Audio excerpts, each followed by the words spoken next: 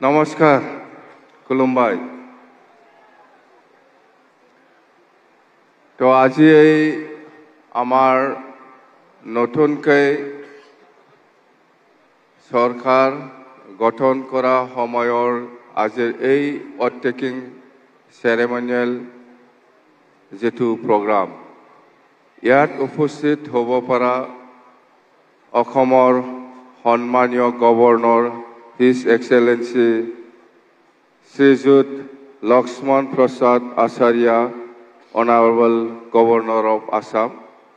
আৰু আজি এই শপত গ্ৰহণ অনুষ্ঠানত আহি উপস্থিত হ'ব পৰা আমাৰ অসমৰ সন্মানীয় মুখ্যমন্ত্ৰী শ্ৰীযুত ডক্টৰ হিমন্ত বিশ্ব শৰ্মা ডাঙৰীয়া আৰু উপস্থিত আমাৰ অসমৰ সন্মানীয় কেবিনেট মন্ত্ৰীসকল আৰু উপস্থিত ত্ৰিপুৰাৰ আমাৰ royal head of the royal house of Tripura Shri Pradyot Bikram Manikya Dev Barman ডাঙৰীয়া আৰু উপস্থিত আমাৰ কাৰ্বি আংলঙৰ চিফ কাৰ্বি আংলং অটোনমাস কাউন্সিলৰ চিফ আমাৰ তুলিৰাম ৰংহাং ডাঙৰীয়া আৰু উপস্থিত আমাৰ ডিমা হাছাও মিচিং কাউন্সিল ৰাভা কাউন্সিল আৰু তিৱা অটোনমাস কাউন্সিলসকলৰ আমাৰ সন্মানীয় চিফসকল আৰু উপস্থিত আমাৰ ইয়াতে অলপ আগতে ডেপুটি চিফ হিচাপে শপত গ্ৰহণ লোৱা আমাৰ বটলা টেৰিটৰিয়েল কাউন্সিলৰ শ্ৰীযুত ৰেহন দৈমাৰী ডাঙৰীয়া আৰু উপস্থিত ইয়াৰ আমাৰ BPF দলৰ MCLA সকল BJP দলৰ MCLA সকল আৰু উপস্থিত UPPLৰ সন্মানীয় MCLA সকল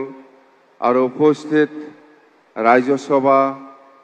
আৰু লোকসভাৰ সন্মানীয় MP সকল আৰু উপস্থিত অসমৰ চিফ সেক্ৰেটাৰী ডাঙৰীয়া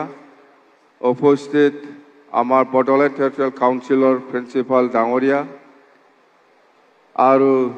আমাৰ অসম চৰকাৰৰ ডিজিগনেটেড আমাৰ অফিচিয়েলসকল বটলা টেৰিটৰিয়েল কাউন্সিলৰ ডিজিগনেটেড অফিচিয়েলসকল আৰু BTC অঞ্চলৰ বিভিন্ন অঞ্চলৰ পৰা আহি উপস্থিত হ'ব পৰা সন্মানীয় বুদ্ধিজীৱী সন্মানীয় সমাজকৰ্মী সন্মানীয় ৰাইজসকল প্ৰথমতে মই আপোনাৰ সকলোকে আজি প্ৰথমবাৰ আজিৰ দিনত BTCৰ চিফ হিচাপে শপত গ্ৰহণ হ'বলৈ পাই আপোনাৰ সকলোকে মই আন্তৰিক শুভেচ্ছা আৰু অভিনন্দন যাচিছোঁ থেংক ইউ তো এতিয়া ক'ব লগা বহুত আছে আৰু কি কম বৰষুণ দি আছে এইটো বৰষুণ নহয় দেই আশীৰ্বাদ শান্তি আশীৰ্বাদত শান্তি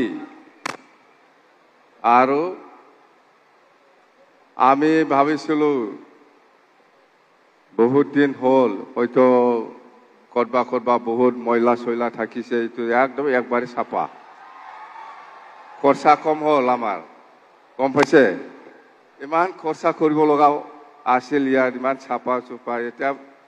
শান্তি মাৰি শেষ চাফা হৈ গ'ল হয় না শান্তি খৰচা কম হৈ গ'ল আমাৰ এতিয়া আৰু ইমান খৰচা কৰিব লগা নাই চাফা কৰি দিছে সব যিমানখিনি যি ময়লা আছে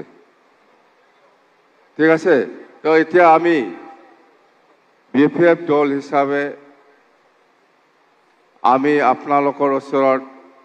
বিটিসি নিৰ্বাচনৰ সময়ত প্ৰচাৰ অভিযানত আপোনালোকক বহুত প্ৰতিশ্ৰুতি দিয়াইছে সৰকাৰ গঠন হোৱা পিছৰ পৰাই আমি কৈছো আপোনালোকক যেনেকৈ আমাক সহায় কৰিছে আমিও আপোনালোকক সহায় কৰিম বুলি কথা দিয়াইছো এই হিচাপত আমি আপোনালোকৰ যিমান সমস্যা আছে আমি সমাধান কৰি দিব কাৰণে চেষ্টা চলাই যাব আৰু আমি কাম কৰিম আমি কথা দিছো আপোনালোকৰ ওচৰত আৰু ইয়াৰ নিশ্চয় সহায় লাগিব আমাৰ অসম চৰকাৰ বা অসমৰ যিমান কেবিনেট মন্ত্ৰী আছে বা অসমৰ যিমান অফিচিয়েলছ সকল আছে আমাৰ বড়োলেণ্ড টেৰিটৰিয়েল কাউন্সিলৰ যিমান সমস্যা আছে বা বিটিসি বাকি ৰাজ্যৰ যিমান সমস্যা আছে এইবিলাক সমাধানৰ ক্ষেত্ৰত অসম চৰকাৰৰ বহুত সহায়ৰ প্ৰয়োজন আছে আৰু এই সহায়টো মই পাব বুলি আশা কৰিছো নিশ্চয় আমাক সহায় কৰিব আমাৰ বিটিসি অঞ্চলত বহুত সমস্যা আছে আপোনালোকক যেনেকৈ কথা দিছে আমিও এনেকৈ কাম কৰি যাম মই আজি আপোনালোকৰ ওচৰত প্ৰতিশ্ৰুতি দিছে আপোনালোকেও আমাক সহায় কৰক